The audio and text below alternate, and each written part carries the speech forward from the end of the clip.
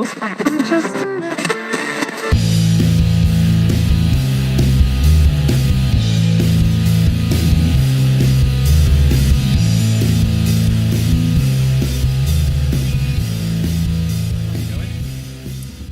good. Today been quite chill. Last week or so been quite chill. I recently moved my my PC into my flat, which I vowed not to do because I was like, I'm going to be a big boy and I'm not going to just sit and like waste my day. But it's summer, so I'm going to sit and waste my day. That's all good. We haven't really had the weather to go outside, so. No, I have a habit of today. I wore 4 layers to go get lunch, and I was really sweaty. It's not a good habit, but it's one that I can't break. Even now, I'm wearing a jumper, and I'm roasting. I'm roasting. So you're up in Glasgow? Yes, which is sunnier than you'd expect. Sunnier than you'd expect, warmer. But it's nice. It's home. The start to your year wasn't so chill, was it? I mean, in a good way. No, no, it's been year from hell, but it's a good hell. It's a fun hell, but it's a hell.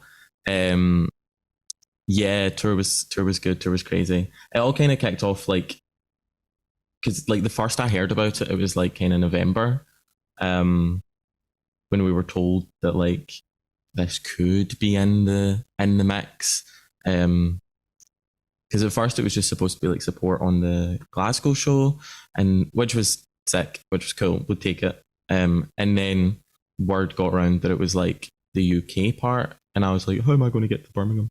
And then it was like the entire European one, and at that point, like all logic kind of flew out the window, and everything else flew out the window. I had to text all my professors and lecturers and everything, and be like, hi guys, so won't be there, but wishing you well. So it was wild, but practicalities be damned. Yeah, I don't care. I'm going to Berlin. Come on. I should tell people as well, this is to support Florist. Yes. Who are massive band. They're amazing. They're so good. They're so good. Amazing. And so nice. You know, I was talking to Phil, the tour manager, and he was telling me all about like the people who maybe haven't had the best experiences on tours with bigger bands, smaller bands like myself, going on tour and being given this amazing opportunity, and then it's just kind of hell for them, like actual hell, not fun hell.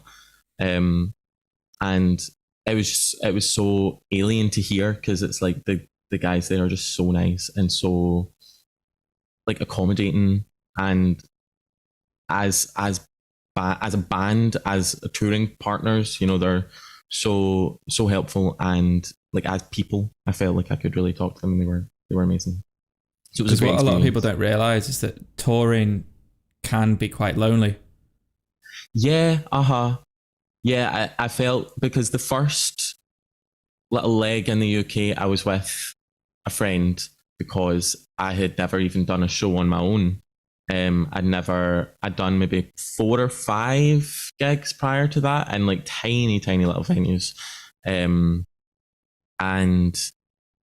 I was with my friend for the first few, and then after that, I went round Europe, just like, well, I brought my dad, which was weird, you know, me going to Berghain with my dad, but we got along, it went well, but it was like it's you're in a country where you don't really speak the language, and you're not going to be there for very long, and you spend most of your time on buses or trains or anything that you can fit in. So it is just, you're kind of just sat there, which was bad and good. I felt like I got a lot of time to, you know, see the sights. Went on a train through the Alps. My dad hates heights, so that wasn't great, but I liked it. And it was also really kind of bountiful, I guess, for like a kind of writing process. You always hear people being like, yeah, I wrote this on tour, and you're like, ooh. But I think it, you know, when you're kind of sat there, maybe you're listening to music, maybe you're not, kind of sat there for hours on end, doing nothing, talking to no one, you kind of got nothing else to do.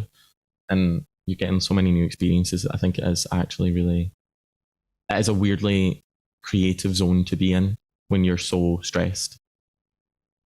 Yeah, you gotta. I guess it's a release, isn't it? Yeah, yeah. I've never. People always talk about like music being therapeutic and stuff, and I've never really found that, which is, I think it's like post therapeutic for me. I used to, when I would be sad at like 17 or 16, whatever, very teenage boy sad. And I'd write all these things and I'd be like this is it, this is the one, and then I'd read it back and it would just be like, ooh, ooh, okay, that's interesting. It's not what you thought it was, but in the cold light of day. Yeah, I think on in those in that situation where I actually did kind of write a lot of things, or like just have a lot of ideas, being in a kind of zone to do so is really good. I think finding time as well. So we'll take it back to the start. Because I read somewhere you didn't really start producing your own music until, was it 2019? Yeah, yeah, because I got my first laptop. So, and that was like the final piece of the puzzle. Kinda, yeah. Like I always wanted to. I remember being like 14, saying to my dad, like, "Can you get me license for an instrument? Just anything. I'll take anything." It just turned out we had a guitar in the shed that my dad had used in like the 80s or something, but it wasn't like an expensive one. It wasn't a fancy one from the 80s. It was like crap. So I learned on that, chords and stuff, and then ended up getting license, and kind of never went back. Mm. And then when you first started writing music, you did it pretty much in secret, didn't you? Yeah, I've always been. There's like a Kim Kardashian. It's not a Kim Kardashian quote, but like I heard Kim Kardashian say it, and now I'm like, it's Kim Kardashian quote. She said, "Move in silence," and like it's not, Kim Kardashian probably didn't generate that of herself. But, silent isn't a word I think springs to mind when I think of Kim Kardashian. That's probably true, but she was right for this one thing. Yeah. And she said, move in silence, and let the kind of success speak for itself. And it was partly that, and partly just I was really, really kind of embarrassed by it all. I think it's the old, like, you can't do anything until you're really good at it. So I only kind of told anyone when I was playing Tuts, which was my first gig. And I FaceTimed my sister, and I was she was going on holiday the next day, going somewhere, and I was like, and I was trying to avoid the words band, because it's like it's such a, like, it's so loaded. So I was like, there's a musical project in the works, which was even more pretentious than band. Could have just said band, but you do strange things under pressure. So like doing it in secret, especially like you said, like producing stuff at and at a young age in like my bedroom at home. I think it kind of led to everything being as quiet as it was, because I was working a lot with my friend Bailey at the time, and we kind of made this entire like soft sound based on the fact that we had to be kind of quiet because we were both a little bit embarrassed. And really? Like, yeah, we found it too cringe to talk to our parents about it and just say like, can everyone be quiet in the house so that I can like record this sick riff, so it kind of morphed into this like really gentle, like hushed thing. And I think nowadays I'm a bit more like, because I live on my own and stuff, like I can shout as much as I want, I can do as much as I want. You can start a punk band. Yeah, exactly. I can get like the crazy percussion out. But at the time, a lot of it was kind of informed by circumstance and kind of where I was, which worked out well. I think it's a good sound. I like it. I'm a fan. So when they say your environment shapes your style, like in your case, that it couldn't be more true. Yeah, very literal. Very literal. It's an interesting style as well. It is indie folk, but I'm going to do such a bad job of describing it. It sounds updated somehow. Oh, thank you. It sounds very 2023. There's like an extra level of instrumentation. There's an extra layer of production in there that just it just brings what is a very established genre up to date. Oh, thank you. That's nice. I think, the whole kind of, I never had much of a maybe grasp on what I was doing. It's always been a very like intuitive process, and it really is just like listen to it and does it sound right? Like, do you need to move it a little bit to the side? It's not like it needs to be a semi-quaver over it. It's like move it until it's done, And I think that kind of thinking and that kind of intuition and kind of instinctiveness, it's hard not to make something that's really kind of you and really it's not I feel very referential in what I make, but also I think because I'm the one doing it, like I can't do that. I can't do like these crazy like massive percussive elements and like dubstep techno drops, so it does become slowly like extremely stylized because it's all I really know how to do. Which Passing maybe it through your own filter. Yeah, I'd like to be less of a one-track pony, but if the track works, I don't mind the track. I'd say to release a song and then a few months later be touring Europe after your debut single, I'd say that trick's done the job. Yeah, it was crazy because the tour was off the back of like unreleased demos. That's right. Yeah, was it just on SoundCloud? You just sent it to them, or somebody sent it to them? Somebody sent it to them. So we had maybe 5 demos that were fine, sounded fine. A lot of them are songs that like I've released now. Some of them weren't, but they definitely weren't like they didn't have any polish or didn't have any, like. It didn't sound great, but they got sent along for the sake of a like local support on the Glasgow show, and then everyone just thought that was great. So it was November that I heard, and then December I was like, all stations, we need to get a song out before we go and like do it, because everyone's going to be like, who is this? So over the month, I recorded that and did a few made the cover myself, made the little print, and did is some this for press Finn, stuff. the debut single? Yeah, Finn. Did all that, and by I think it was January 2nd, it was out, and then the tour started on the 5th. So cutting it close, but we got it. It worked because we didn't want to just show up and be like, well, we've got nothing for you. So it was really all stations, but it worked. I'm still really proud of it. I'm still really proud of what we did, and I think it's always the one that I kind of look to be like, it's my favorite, And it's Bailey's vocals on it. Yes. So Bailey was the one on.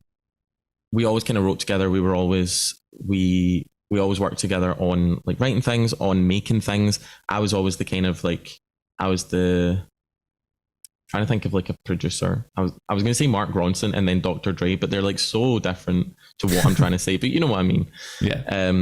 I was the one producing it, and I would do backing vocals. And Bailey's an amazing guitarist. She's an amazing singer. So it really worked really well. And for Finn, it kind of meant a lot to have that. I think because it is so much about kind of growing up and about childhood and about kind of where you started, and it very much felt, and it still does, very much feel like where you started. It's very nostalgic, and I think it was really important to have that, and to have that kind of sonic element to it. There's what one is it? Is it Arcade Fire? The song that's like not the singer. I can't remember what it's called. You mean it's got a guest vocalist? Yeah, I don't know who it is. I can't remember, and I can't remember the name of the song, and I'm not going to sing it because I won't be very good. But I think that's like a lot of people think of that and think Arcade Fire, that is like their best song. And I think it's just fun to kind of show different sonic elements, and I've always tried to like do things that fit best. I don't want to just do things for the sake of it. And I think Bailey kind of makes it. So I'm really proud of. So where did you meet Bailey? 2000 and I think maybe actually around 2019, because it was about the same time that we started, because we kind of bonded over the whole music thing. And it just, so I'd kind of started trying to fiddle about with things, making like the worst beats you've ever heard. And met Bailey, and she had been like doing some of her own stuff on like SoundCloud and stuff. And they like I liked them. It sounded kind of like what I wanted to make, but through her eyes rather than mine, you know. So I was we slowly kind of we became friends, then we started kind of doing stuff together and working together. And it all, you know. And so does Bailey feature much for the live performances, or is it mostly just you? Bailey well, see, we were always I can't lie, we did kind of butt heads a wee bit because she did not want to. And I was like, no, but you're so good. But she was like, I don't like it. And I'm not the biggest fan of live performances, and I don't think I'm the best at it, but it is like, I think again, it's all I ever want really to do is like present the best thing that I have.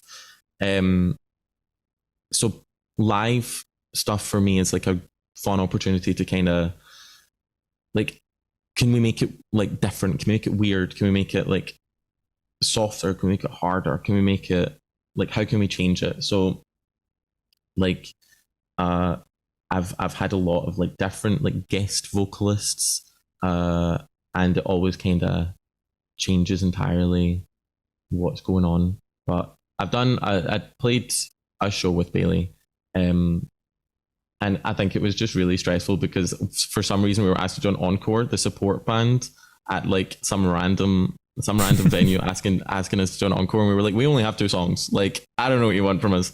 And we did Bags by Clairo, and I didn't know the words. Bailey knew the words. I didn't know the chords. The drummer didn't know what was going on.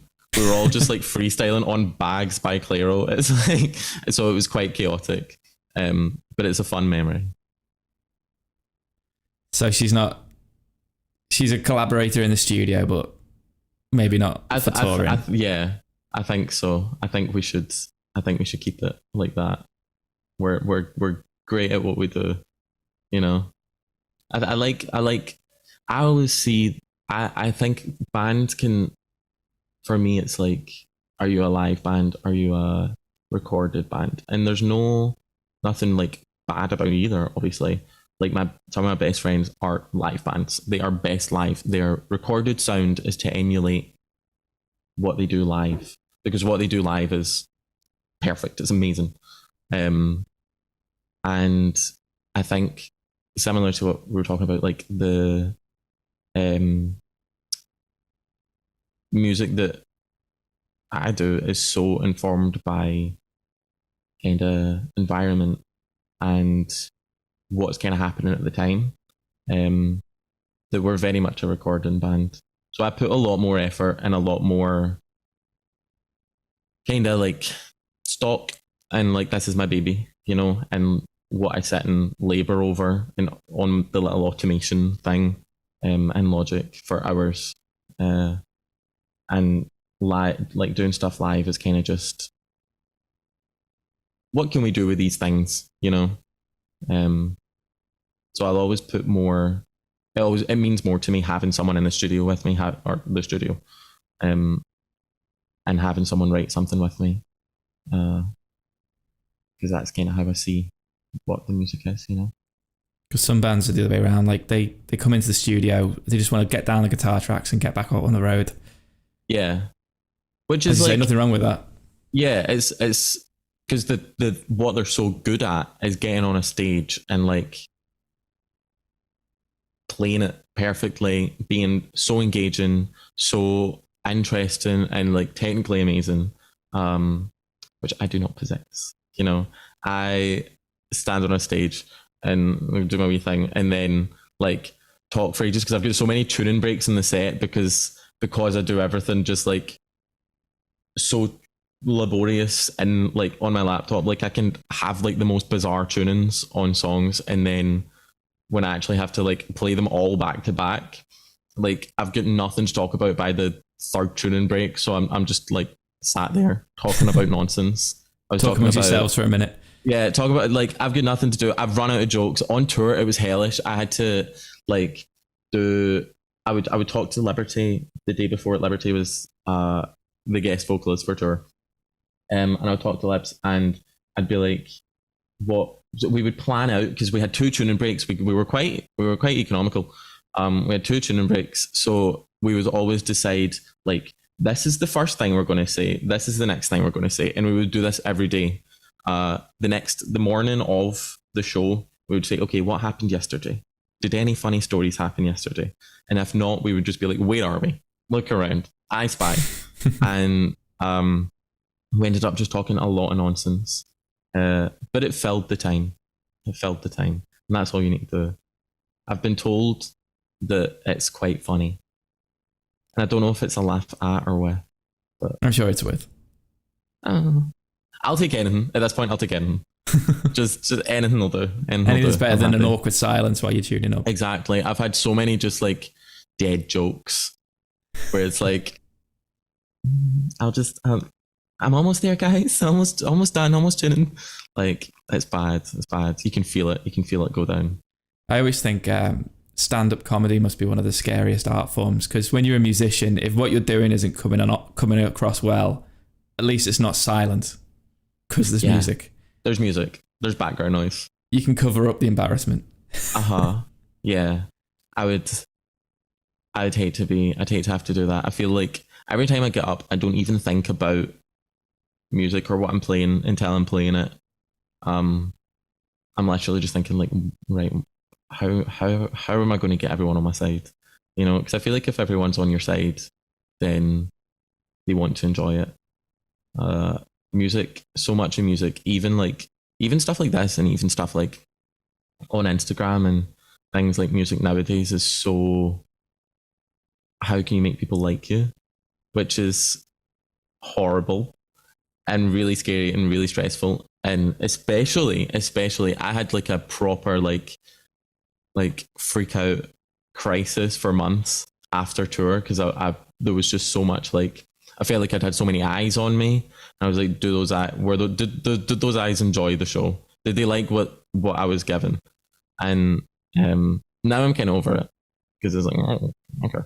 But especially on the kind of run up to the EP, and putting so much effort and time into that, it was very like, how's everyone liking it? You know, it's a lot of pressure. Do you find yourself scanning the audience when you're on stage, looking for the one person who is maybe scrunching their nose up?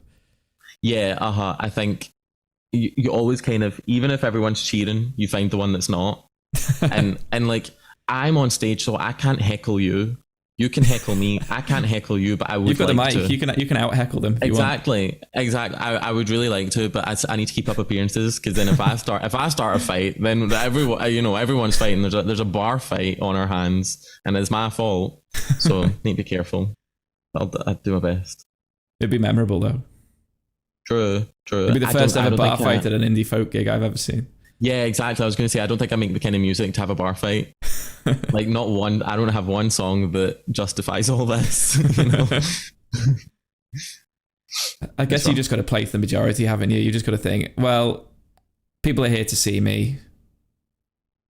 Yeah, you can't please everyone. You'd go insane trying to please everyone. So long as you've got 99% of the people on your side, then that's pretty good. That's pretty good odds. Yeah, I think I know a lot of people who like their music is so loud that if someone's talking or not feeling it, it doesn't matter. I think with really kind of quiet and sensitive music, I played a gig recently actually in Edinburgh, and for the first two songs, one of the guys in the audience had an audiobook playing out loud, really loud, and he didn't know, but like I could hear it, everyone else could hear it, and then after the second song, someone else in the audience went, "Is someone playing a video?" And then there he was playing it. He was listening to an audiobook about like trains or something, which is a funny story. But if it was like a heavy metal punk gig, you wouldn't even notice the audiobook. Yeah. So it is, again, it's just the kind of music you play. That's pretty disrespectful, though. I don't think he meant it. I think he was probably just listening to it on the train. He was at the gig. Yeah, I guess, yeah. So it was just like, it was just in his pocket playing. He wasn't, right. No, he wasn't just like seeing what this random guy had to say about trains. It was like, it was just an accident, but it was a funny story. It's just when you're at like, you very much notice how attentive an audience is. And every night on tour, I think because Florist make really kind of gentle music, people are ready for that. I like a mixed bill. I think it's fun. Playing a mixed bill, I hate, because people come for their friends or a band that they like. And then if you're on before that band or after that band, you're going to be playing something different. And then you've got a room full of people who don't want to be there. And it's, maybe you can convert them, maybe you can't. But with quiet music, with, music that requires people to be kind of in the room with you, it's you're walking a tightrope, which is it's a pressure associated with performing is weird when it's that kind of music that feels like it should be really chill, Yeah, it's a strange, because if you're a metal band, you can channel that nerves and angst. Yeah, You can say like, right, I'm going to jump up and down and burn all this off during the first song. Yeah, exactly. Whereas you can't jump up and down the same. I mean, I can. Well, I can, but it would be kind of weird. I think with I give off, it's what we're like about appearances and having to kind of be a bit of a character, like the character that I don't really know what character I give off because it's me. I'm too in it to know. But when people talk about the music, they're like, it's very, it is very intimate, gentle, quiet. And there's not really many people on stage. There's not much happening. So people expect me to mirror that. And when I'm shaking in my boots, it's like, how do you do that? I'm getting a lot better at not freaking out and not being like, now I kind of don't care. Now I'll just go up and do the thing. After, I might be like annoyed about messing a bit up, but I'm not going to be freaking out because I was on stage. I'm not going to be freaking out before going on stage, which is definitely a learned skill, but it's one that I never learned, until I had to do it in front of 300 people in Paris. Parisians. What was the venue for that? It was La Hazard Ludique, which is really nice. A little bit like out the way of the centre. They had great food, and the people there were lovely. But is it like a little bar or a cafe or a little theatre? It was like a bar, food area. There was an outside which I didn't go. It was cold, and there was like the venue in there, which was a huge big room, um, and it was sold out. And that was my first like solo gig, just me on stage. Wow. Yeah, and I was lucky. My sister was there because she was in Paris with her friends. So my sister and her pals were there, and I felt very, like supported. But it is still, it's crazy, and I didn't feel too scared. It kind of hit me. I was like, whoa, well, it's a lot of people. It was wild. But I think having the opportunity to play to so many people when I've never really had that opportunity, and even since I'm not fell in a room with 300 people.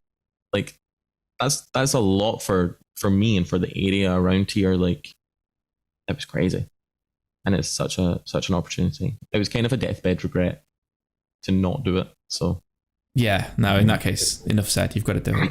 Exactly. Otherwise, I'll regret it on my deathbed. Yeah, can't be doing that. What is the Glasgow scene like? It's good. It's good. It's very insular. It's very supportive. It's small. Glasgow's small. It's everyone kind of knows everyone.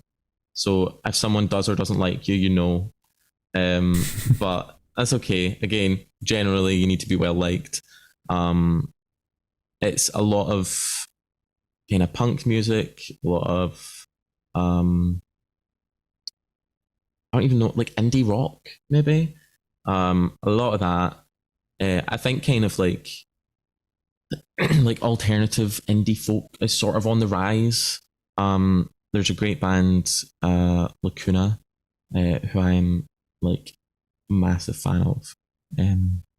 They're doing the genre like perfectly. Like there's a lot of great things, and everyone knows everyone, so you always know what everyone's doing.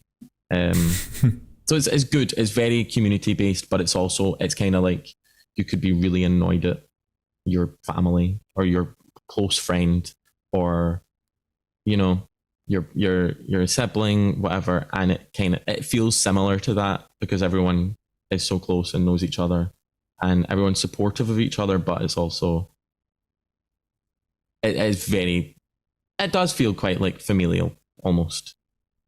Everyone's constantly aware. It's weird. Bit of a sewing circle. Everyone knows each other's business. Everyone knows each other's business. That's exactly what I was trying to say. It's like everyone knows each other's business, and that's great, amazing.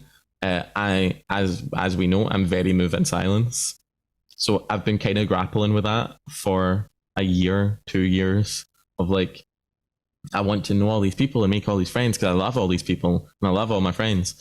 Then it's like, how do I be quiet about that though? So that's been weird. It's fun. So you're not one of those people who's like constantly taking pictures of Pro Tools on the computer saying, big things coming, big things coming. Big things coming, guys. It's a weird balance because like I feel too quiet on Instagram sometimes.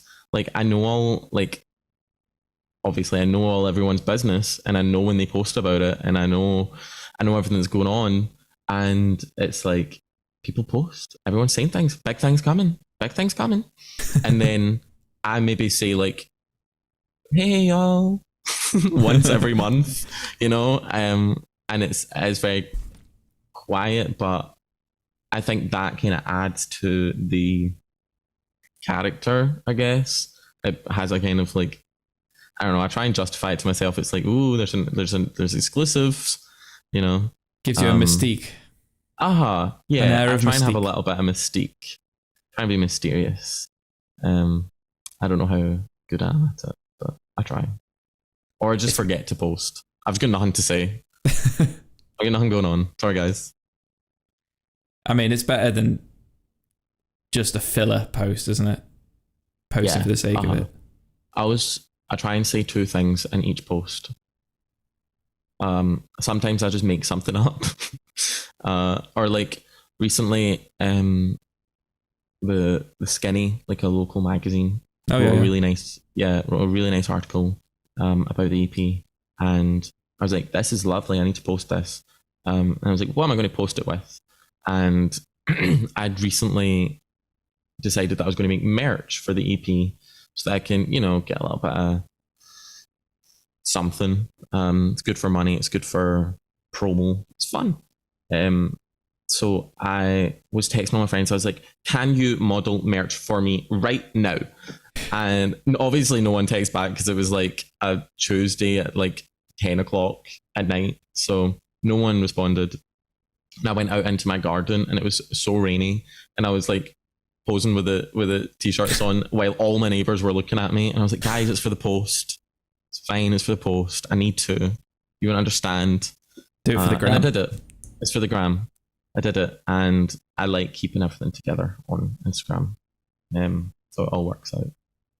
So you'll, as you say, move in silence for weeks and weeks and weeks, and then go, here's everything I've been up to, here's everything I'm about to do, and Yeah, then go I dead like again, that. go Like, quiet. yeah, I've got a lot of plans. I've got a lot of ideas. I've got things in the works that I'm excited for, that I'm interested in. But like, we'll see. We'll see. You know, Can I start to pry now and say, what have you you can got pry a planned? little bit because I was telling my mum about it last night because I'm actually like I'm intrigued. I'm intrigued by what to do. So, um, I'd like to do something around kind of autumn, because everything's very seasonal. I feel Finn was winter. I released Citrus in spring, and the EP was summer. And I want to do something in autumn, which is like really soon. I had this idea a while ago, to do something in autumn, and now it's really soon. So we'll see. Maybe next autumn. I don't know. Um, the idea is like I want to do aliens. My theme is Oh, well. aliens, but like Roswell type thing. Because uh, I'm very much a Wikipedia deep diver, um, and I was looking into uh like alien abductions and disappearances, and most people who have been abducted by aliens, they've actually like it's their brain kind of fills in the gaps of like traumatic events or such and such, and I found that really interesting, and I want to like tell stories a bit more. Um, I feel like I've always told stories through the lens of like things that I know, and I want to start kind of looking out of that, um, and like exploring things that maybe haven't happened to me, but you can find some kind of resemblance in. Because I think that's how things are relatable. They're kind of there's a universality, to just kind of made up stories sometimes. Well, that's one of the big things about these disappearances. One of like the people say, yeah, but look how similar all the stories are. Yeah, People who have never exactly. met, who live thousands of miles apart and sometimes Yeah. even decades apart, their stories are so Uh-huh. similar. How can you not? How can you Yeah. not believe? So I think like it goes well with the time of like Halloween around Yeah. autumn, and aliens, and there is such a kind of relatability in you know uh, in stories of stuff like that, of alien abductions, etc. And I think that it could be a cool kind of emotional avenue to go down. I always try and like do these big crazy concepts, and I never really fully understand them myself. But it's mining away at it and trying to figure out what it's about. Would it be through the medium of music, or would it be like a music video or a concept album? What's the... Um, I I feel music is kind of all I know how to do. Um, kind of, or it's all I have the confidence to do. The I've been thinking a lot of, I again can't remember who says it. It was like a director. I think it was either Stanley Kubrick or Martin Scorsese, which is so like film bro of me. I don't That's not what I mean. But they're like, every time you finish a movie and you start a new one, like there's no knowing how to do it. The second you finish it, you forget how to do it.